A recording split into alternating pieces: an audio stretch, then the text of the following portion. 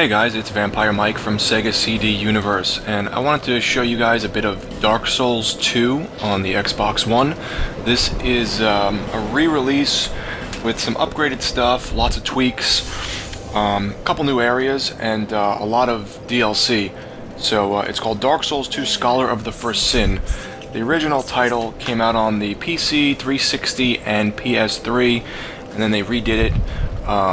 Put it on the Xbox One, the PS4, and the PC again.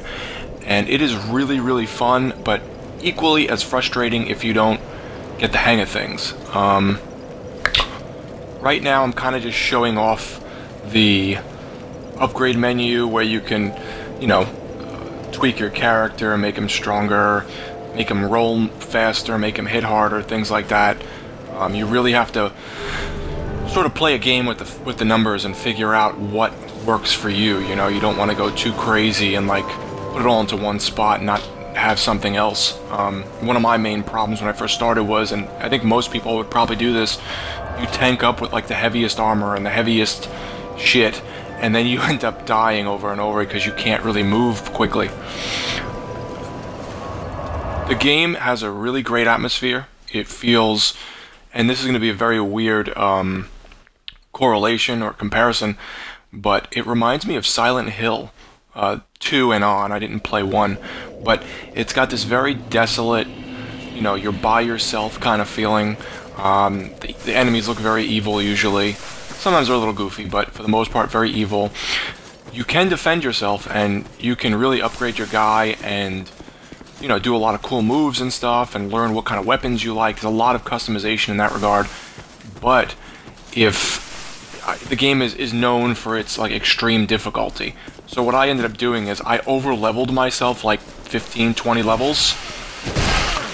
And the guy almost killed me, and this is like a normal dude. I over-leveled myself so that when I do end up going to the next area of whatever mission I'm in or whatever, I have a little bit of an easier time, which I would recommend if you don't have a lot of time to play, like me, or if the game is really frustrating you. See, right now I'm in an area I probably shouldn't be in. This is like much further along.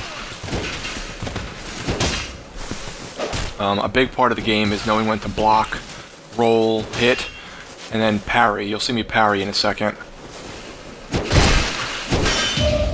That noise means I had a successful parry, which like knocks someone on their ass when they go to hit you, and then I healed myself up, and this is kind of a stupid thing I did here that some people don't like. You can run past a lot of things in the game, and if you do, I'm very heavy, so I just de-equipped everything. Or unequipped, if you run past certain things, you'll make them kind of fall off the ledge. And I've done this with a boss too, where I ran past him and kind of like stood in a corner and he like fell off the edge of the map. So this is me kind of just messing around. I think the graphics are really nice. You can definitely tell they're not like super crazy. Like I think if this was just an Xbox One PS4 release, it probably would have been better, obviously. But since it's kind of like a HD sort of upconvert, it's still very nice. If you like games like, I would say like The Witcher, it sort of reminds me of that in terms of the fighting, though this fighting is way less forgiving. Here I'm just kind of going through my stuff and figure out what I should use. I was going to start shooting the bad guys with the bow, but they all started falling off the ledge of the map, so, off the bridge. There's a lot of cool elements of the game, though. You can play co-op with people, you can PvP with them, or if you don't like that, which I'm really not into, you can, oh, here, I'm going to try fighting this guy and get my ass handed to me. He's a, He looks like what a person would look like if they were to PvP with you. They look red. So this guy like mimics that, but he's not a real person. He's a computer opponent. I'm about to die. So one of the main aspects of the game is when you die, you lose all of your souls, and souls is like the currency in this game. So when you kill things, you get souls. When you die, you lose your souls. You have one chance to go back and get them.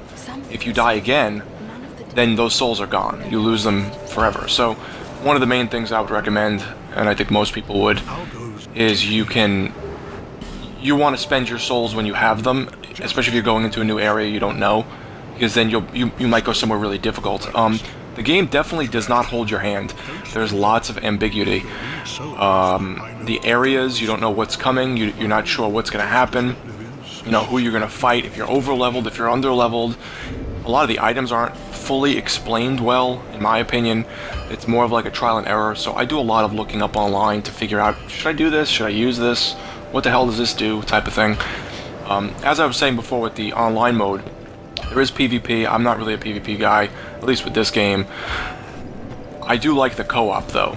You can put, there's something called I think it's called a soapstone or a white stone, I can't think of the name right now. You can write your name like on the ground, and if someone walks up to it and clicks it, they can summon you into their game, and vice versa. However, every time you die, this is another thing, in general, when you die, you lose a bit of health. And eventually it stops at, I think, 50% of your max health, unless you have this ring I have, which makes it go, I think, to 75% of your max health, so it helps you a bit. So as you see, there's like a little space missing in my health bar. That's how much health I had lost from dying, and I didn't, you know, I can't get that back now unless you use a certain item called a human effigy. The other part of the human effigy, which besides giving you all your health back, you know, your bar is back to full, is you can only summon people into your game if your bar is full. So you want to kind of know when to use certain items and when not to. You don't want to, like, get too crazy and then fucking... Oh, I'm going to die here too. You don't want to get too crazy and then, like, use things you're not ready to use yet.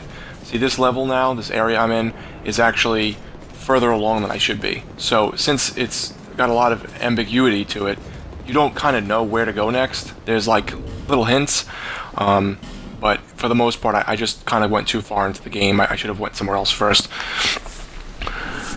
There's tons of, not tons actually, there's a few NPCs to talk to that once you, one of the other things I recommend is you want to talk to everyone, and when you do, you want to exhaust the option of speaking to them. Because sometimes they give you items, sometimes they come back to your town with you, and then they can sell you items from your town, or they open different areas of the game. So it's really cool. I got very frustrated at those guys I ran past at one point, and I deleted the game and stopped it. Like, I'm trading this in, screw this game. You kind of have to keep an open mind of, like, I'm gonna die. I know I'm gonna die, but it's a fun game. You know, like I said, if you do feel, like me, that it's too difficult, you can over-level yourself, and then, you know, it makes it a bit easier. This is, yeah, I'm about to get, like, raped. I would say if you're into action RPGs with a high learning curve, a creepiness to them, ambiguous items, ambiguous areas to go, there's no hand-holding in this game. Most of it is pretty, like, figure it the hell out for yourself. The other cool thing about the game is you can leave notes on the floor, and people can rate your notes. Or you can lie to people and leave notes about, oh, there's a boss ahead, or oh, there's, you know, something you can jump off of, when really there isn't, and then the person dies and you screw them over, or you can leave a helpful note, and you can rate other people's notes as well. So it still has that feeling of you're very alone, but you can still interact with people in limited capacity. You might even see, or you might have seen already while I'm playing this, like a kind of like a specter walk around, like a white specter. What that means is someone else is playing at the same time, or you can even touch their blood stains on the ground, and what that means is that that's how the person died. It shows you, so you hopefully don't make the same mistakes they make.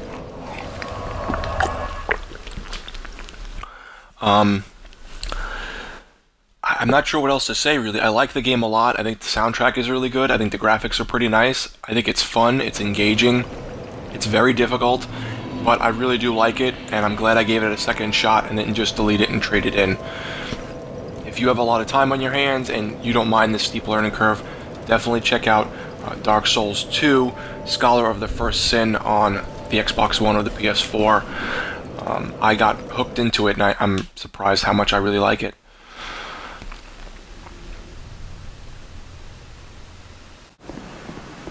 So this is just me screwing around. As I said, I have this very heavy weapon now, so I'm going to move much slower. So you want to, like, play a balance game between your armor, your weapons, and all that stuff. But I just kind of smacked the shit out of these guys after I almost die. And that's really it. So check it out, see if it's your type of game, watch some reviews, and supposedly this is the worst in the series, but so far I like it. So thanks guys for watching. It's Vampire Mike from Sega CD Universe. Be good.